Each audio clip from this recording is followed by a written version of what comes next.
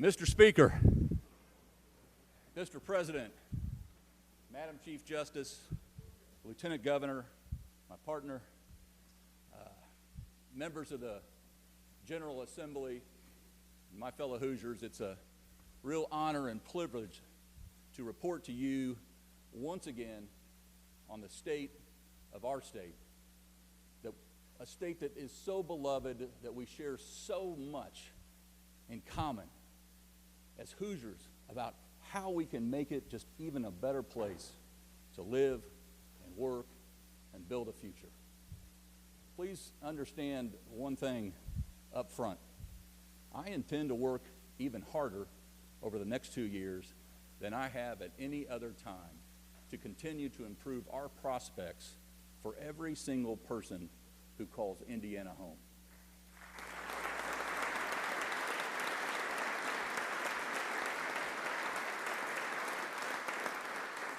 After all, and I suspect for many of you, believing in this state and our people is why I wanted this job in the first place.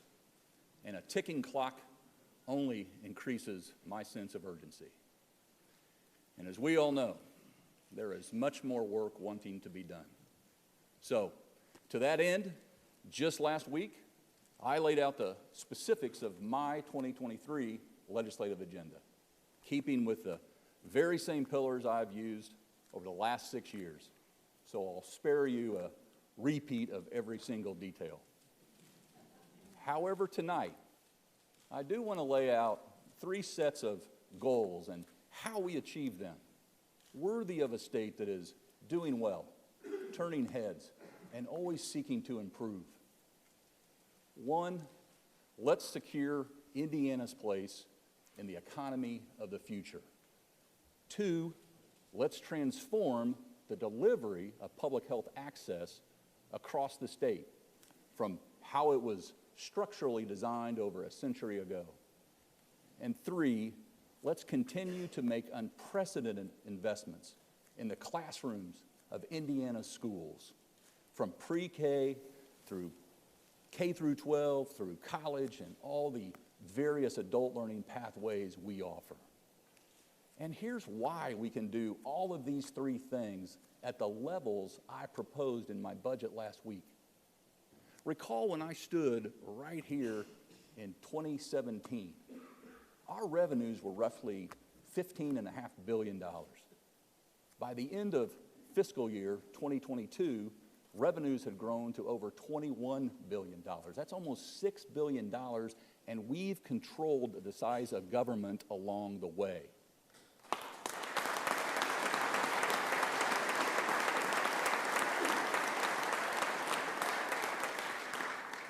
Looking forward, our revenues are estimated to exceed what we spend by $2.3 billion and expected to grow by another 3% in each year of the next biennium. Ladies and gentlemen, because of our strategic collaboration, Indiana has become known for our responsible budgets, and this one is no different. We have again proposed to make an additional $1 billion contribution to the pre-1996 Teachers Pension Fund. Since 2011, 30 years have been cut from the time to fully fund this pension, which will free up dollars for other uses beginning in 2029, not 2059. And just since 2017, we've paid down our state debt by 31%.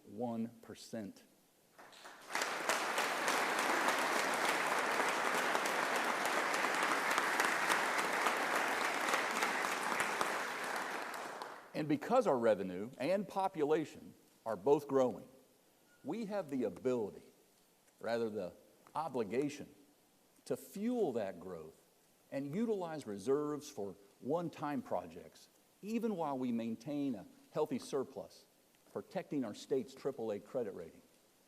Indeed, the work we've done together has brought us to this position of strength that calls us to invest in what I believe are needs and address head-on both our competitive advantages and disadvantages. Fortunately, because of our growth, we have the financial wherewithal to do so. unlike some other states that balance their books with high taxes and debt. But back home again in Indiana, last year was the kind of year that would justify some grand language. For starters, again, our revenues increased, our taxes and debt decreased. We're now among the top 5 lowest debt states per capita in the nation.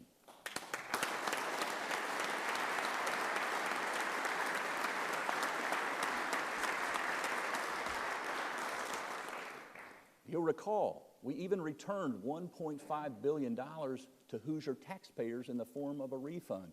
And Forbes just ranked Indiana as the best state to start a business in 2023.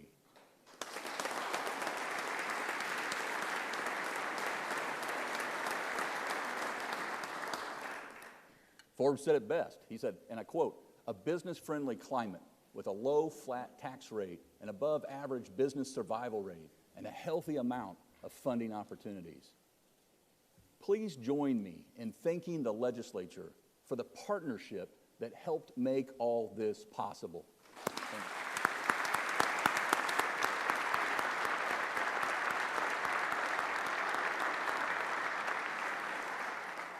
Yes, my friends, whether you're an employee or an employer, Indiana's reputation for the career opportunities available and the kind of balance sheet that we oversee means all eyes are on our state, and for good reasons. Like for the sheer amount that career creators are choosing to invest in our state. I know I'm a broken record on these broken records, but it bears repeating. The over $22 billion in committed capital invested in 2022 is an all-time record many times over. And much of it will take place in rural and mixed rural areas throughout our state, with hourly wages nearly 40% higher than the state's average. In case anyone is wondering why I travel overseas occasionally, an unprecedented $7.2 billion of that $22 billion came from places all over the world. Rest assured that I bring suits and ties, not shorts and sunscreen. All these investments have a huge impact on Hoosiers throughout our state. In counties like Boone and Floyd, where committed jobs average over $50 an hour, and in Davies County, over $70 an hour. These high-wage job opportunities are the best way to keep our kids close to home, and there's more coming. So let's keep surfing Indiana's wave of momentum and reach $23 billion in 2023, this year.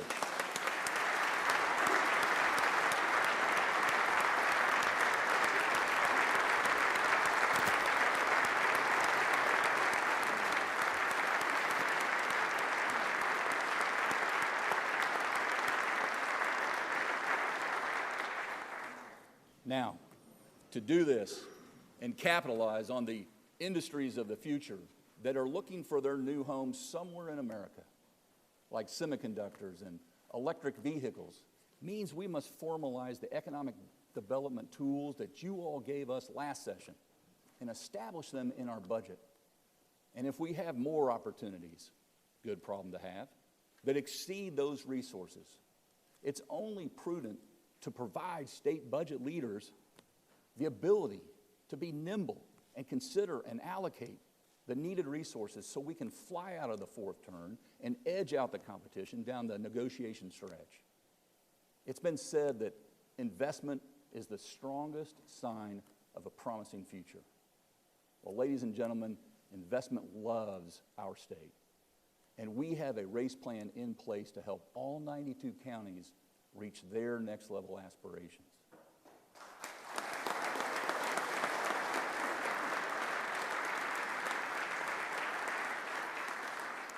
That includes finishing I-69 next year.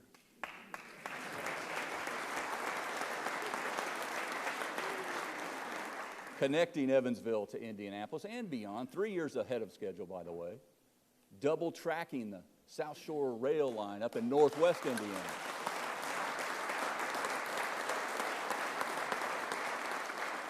and connecting homes and schools and businesses via broadband internet, even on our most remote terrain. After all, there are autonomous tractors in the field, just as there are robotic assembly lines in our factories that all need to communicate up and down the supply chain. And speaking of connecting, tonight I'm pleased to announce through our Next Level Trails program that we're adding a major acquisition to our state's trails legacy. Wait for it. Director Dan Bortner and his Department of Natural Resources team led negotiations on behalf of Radius, Indiana, and the city of New Albany with big-time help from Steve Ferguson at the Cook Medical Group to acquire an old abandoned rail corridor running through Clark, Floyd, Washington, Orange, and Lawrence counties.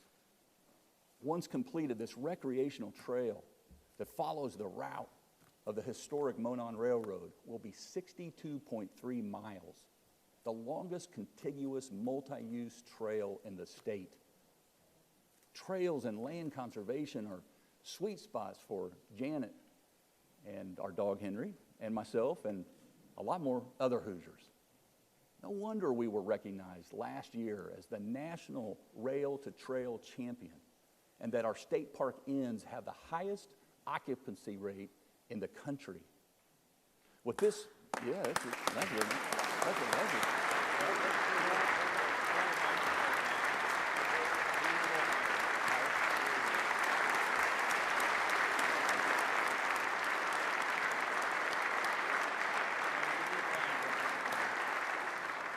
With this new Monon South Trail, we will have invested nearly $150 million in trails since 2019.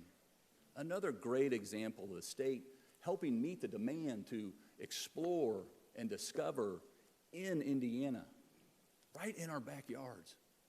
So I'm seeking $50 million more for trails to continue our momentum, along with another $25 million to build on our highly successful land conservation program with partners like the Nature Conservancy and the Central Indiana Land Trust, so that even more Hoosiers and our guests can enjoy Indiana's great outdoors. With this type of momentum and so much more, I'm forced to utter that familiar phrase. Ladies and gentlemen, the state of our state is strong and about to get stronger.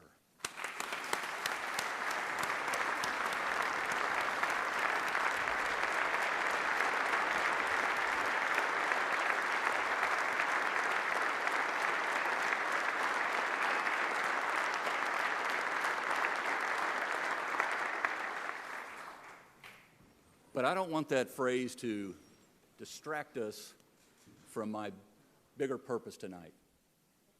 It's the getting stronger part of the equation that I ask for your help over the next 2 years. Because even though we've accomplished a great deal in Indiana, it's obvious we have much more potential yet to be realized. And these challenges can't be ignored or wished or hoped away. When individuals, communities, and businesses step up, acknowledge their challenges, and take steps to reach their next levels, they should know their state has their back. And it will take new action to get new results where public health is concerned. So let me first thank the Public Health Commission, which completed its work last summer, and especially the co-chairs, former State Senator Luke Henley, former State Health Commissioner Dr. Judy Monroe, and our current Health Commissioner, Dr. Chris Box and her team. Thank you.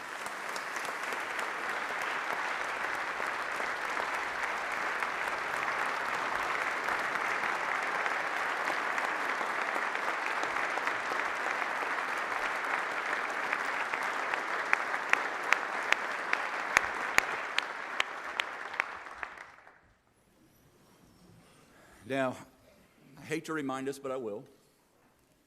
We rank 45th for smoking, 46th for obesity, 43rd for access to mental health providers, and 41st for childhood immunizations among all states, our competition. But what really struck me is that our life expectancy in Indiana has declined in recent years, specifically among those who are front and center to our future, working-aged adults between 25 and 64 years old. That's a pattern we have to reverse. And I will politely push and prod and poke everyone I can to adopt the Commission's recommendations, including a significant increase in our state's public health appropriation, $120 million in the first year and $227 million in the second year. Nearly all of these dollars will be deployed locally in your districts where our fellow Hoosiers need them, tailored to the unique circumstances of each community partner. In fact, this initiative will come from the willing counties to design and propose ways to leverage their own funds in an 80-20 state and local mix. Our health and well-being challenges, of course, extend to addressing mental health problems, helping Hoosiers defeat addiction, maternal and infant mortality, and assisting our veterans who face double the risk of dying by suicide than other groups. So our localized pathways to improvement must include programs to attack these issues close to home by building sustainable systems that prevent and respond to a crisis, like our 988 system is doing today, and investing in data-driven, evidence-based community programs with the opioid settlement funds we're receiving now. We don't have a day or a dollar, certainly not a life to waste. So taking the next 4 months to get this right, nothing could be more important.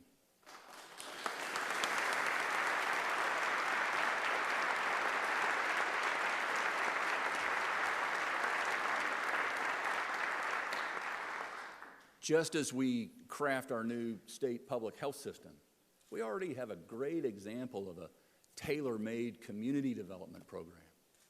Our first $500 million READY investment leveraged another $6.5 billion, over $2 billion toward housing alone, and has become an indispensable part of our business and talent attraction efforts, while offering a boon to every county and city and community that steps up. There's already a queue of requests seeking another $400 million to leverage nearly $7 billion more of private and other non-state funding. So I'm asking you, the legislature, for another $500 million to launch Ready 2.0 to lock in more transformational projects.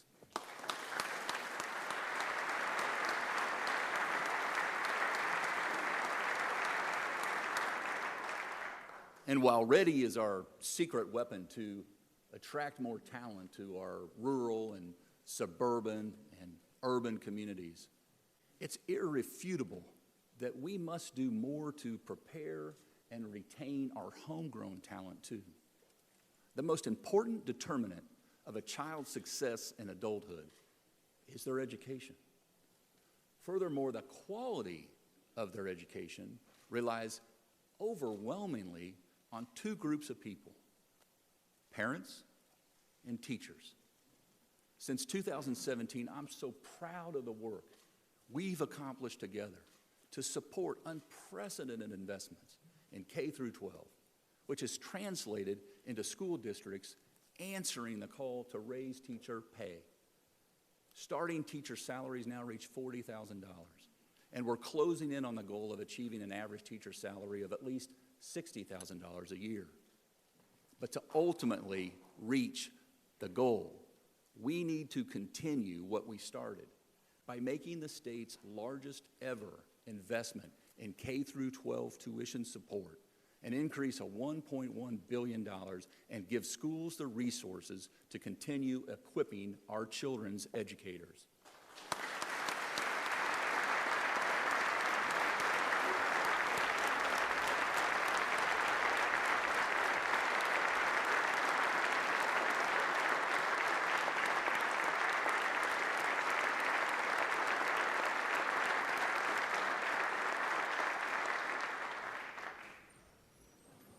Hoosier parents are no more sheltered from the rising cost of living than their child's teachers. And for these parents of school-aged children, fees for curriculum materials essential for in-class instruction can be in the hundreds of dollars each year per child, depending on the district. Sadly, Indiana remains one of only 7 states that still allows this disguised tax to be levied on parents each year.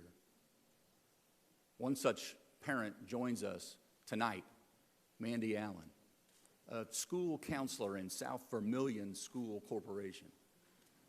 Mandy paid about $630 this year for books for her 4 children. Our state's Constitution promises a tuition-free education. Let's cover the full cost of curriculum fees paid for by parents so that folks like Mandy don't have to pay this dreadful bill ever again starting the next school year.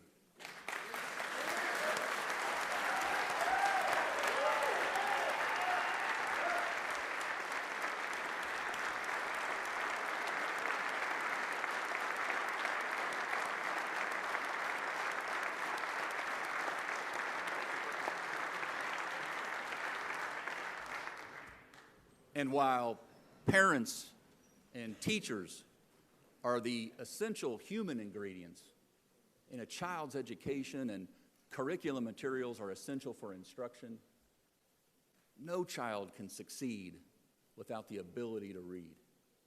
There is overwhelming evidence that a child who cannot read by the 3rd grade is more likely to become the adult parent who can't read, and therefore disadvantaged for life, and the cycle continues.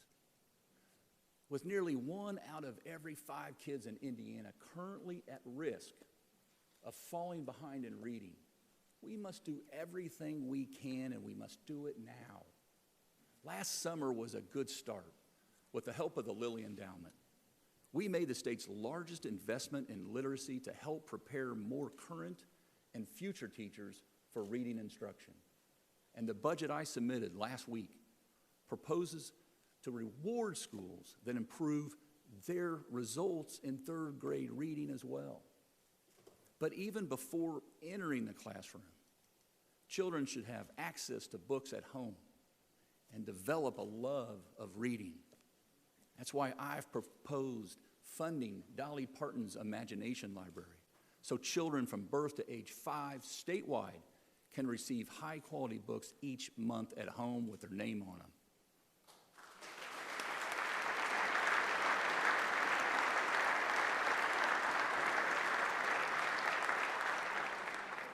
Then, at the other end of the public education spectrum, I'm asking the legislature to support a $184 million increase in higher education funding and support the Commission for Higher Education's proposal to reward our world-class universities in our state to help keep their graduates here in careers in Indiana. After all, Indiana's college campuses need to be the epicenters of brain gain, not brain drain.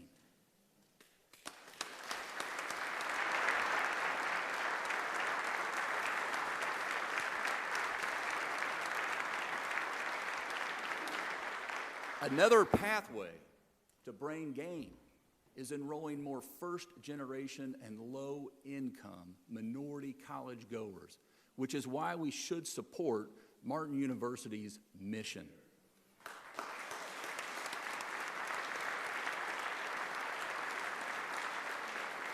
And we can easily ensure thousands more students have their college opportunity paid for by automatically enrolling all financially eligible students in the immensely successful 21st Century Scholarship Program, and do it once and for all.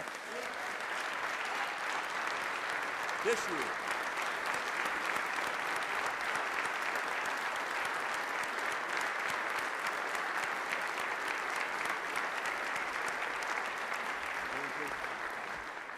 finally, but no less importantly, We must invest in adult learning and workforce training in a variety of tailored ways, including increased support for our Next Level Jobs programs, expanded access to the Excel centers, and a pilot program to incentivize recipients of unemployment insurance to obtain their high school diplomas and then on to a job.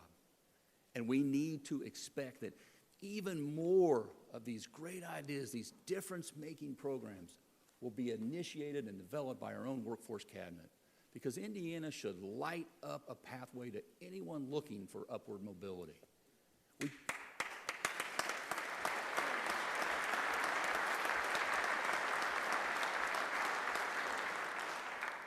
We don't just want everyone in the workforce, we need everyone in the workforce, and by golly, we'll help you get there.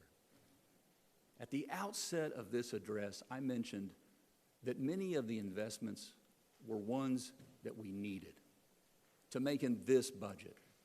And that's only made possible by our careful stewardship to grow the private, not public sector. Yet I'm mindful, as public servants, we must maintain the strength of our good government services that Hoosiers rely on each and every day to grow themselves. And there is no more essential service than public safety. That's why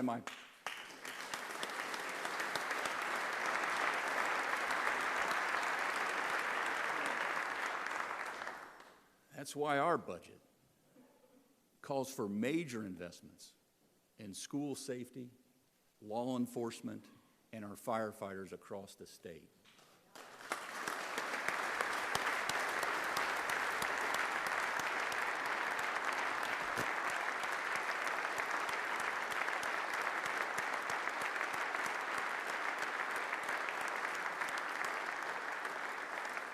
Specifically, I am asking you, the General Assembly, pleading with you to join me, increasing school safety grants by 30%, fully funding our courts' request to upgrade technology and make greater use of our problem-solving courts, making investments to finally realize a true statewide firefighter training system, and to buy the necessary protective equipment for our volunteer forces.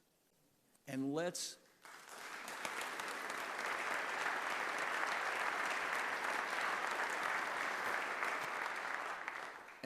raise the starting pay for Indiana State Police to $70,000 a year.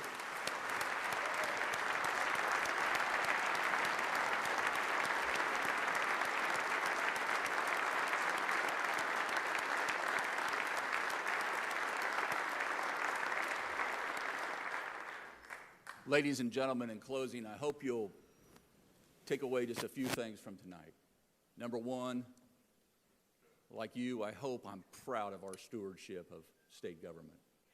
Here in Indiana, we have a well-run, soundly financed state, and the word is out. And two, more broadly, this is Indiana's time, and we're on the move. Our economy is growing. New and exciting opportunities are in reach. Investors are giving us their vote of confidence.